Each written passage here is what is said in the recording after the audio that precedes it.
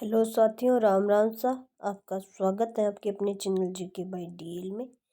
आज हम मौर्य काल में अशोक मौर्य के बारे में पढ़ेंगे। पिछली कक्षा के बारे में अशोक मौर्य के बारे में थोड़ा हमने पढ़ लिया था और आज हम आगे अध्ययन करेंगे। अशोक मौर्य का कार्यकाल था 273 ईस्वी पूर्व से 232 ईस्वी पूर्व। जो पहले हम पिछली कक्षा में पढ़ा था उसको एक बार रिपीट कर लेते हैं, फिर आगे पढ़ते हैं। अशोक है, उसके नाम को विभिन्न नाम उपाधियों दी गई हैं।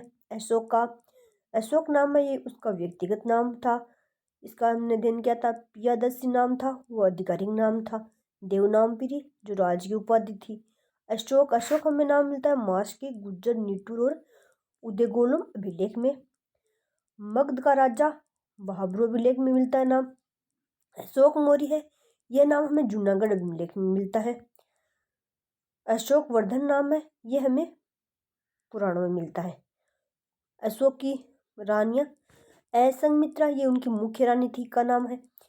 वो कारुआकी, ये इलाहाबाद अभिलेख में इनका उल्लेख किया गया है। पद्मावती, इनका उल्लेख हमें दियोदान में मिलता है।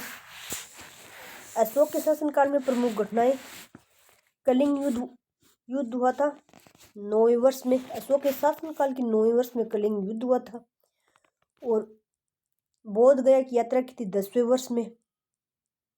कनक मुनि स्तूप का विस्तार हुआ था 12वें वर्ष में। राजगों की नियुक्ति की थी 13वें वर्ष में। वर्ध शिलालेखों का प्रारंभ किया था 13वें वर्ष में। और धम्म महामात्र की नियुक्ति की थी 14वें वर्ष में। इनका हमने पिछली कक्षा में हमने अध्ययन कर लिया था। आगे हम आज अध्ययन करते हैं अशोक के स्तंभ पर जड़ित शीर्ष जानवर। सारनाथ स्तंभ पर 4 शेर है। रामपुरा प्रथम स्तंभ पर एकल शेर है। और रामपुरा द्वितीय जो स्तंभ है उस पर एकल सांड है। लोरिया नंदगढ़ पर एकल शेर है। सांची स्तंभ पर 4 शेर है। बसाड़ स्तंभ पर एकल शेर है।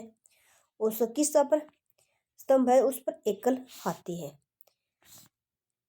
ये उनके स्तंभ पर जड़ित शीर्ष जानवर है। अशोक के लेख से संबंधित तथ्य। अशोक के लेखों को 1837 ईस्वी में जेम्स ब्रिजेस ने सर्वप्रथम पढ़ा था। टोपरा और मेरठ स्तंभों को फिरोज तुगलक ने थे, जो वो दिल्ली लाए थे।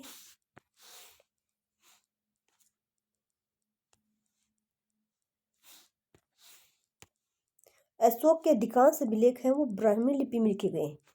अशोक के जो अधिकांश अभिलेख लिखे गए हैं वो ब्राह्मी लिपि में लिखे गए हैं। खरोष्टी लिपि में लिखे शिलालेख मनसेरा और शाहबाजी शिलालेख हैं जो खरोष्टी लिपि में लिखे गए हैं। अशोक के कांधार अभिलेख में 2 भाषाओं का में लिखे गए हैं। ग्रीक और अरामाइक भाषा में कंधार अभिलेख है वो 2 भाषाओं में लिखे गए हैं। ग्रीक और अरामाइक भाषा में लिखे गए हैं। बड़े शिलालेखों की संख्या 14 है।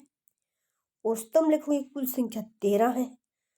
और 7वां स्तंभ लेख सभी लेखों में सबसे बड़ा है। जो 7वां स्तंभ लेख है वो सभी लेखों में सबसे बड़ा स्तंभ लेख है। आज के लिए बस इतना ही। धन्यवाद साथियों। आपके अपने चैनल जीके बाय डीएल को सब्सक्राइब जरूर करना और शेयर भी करना।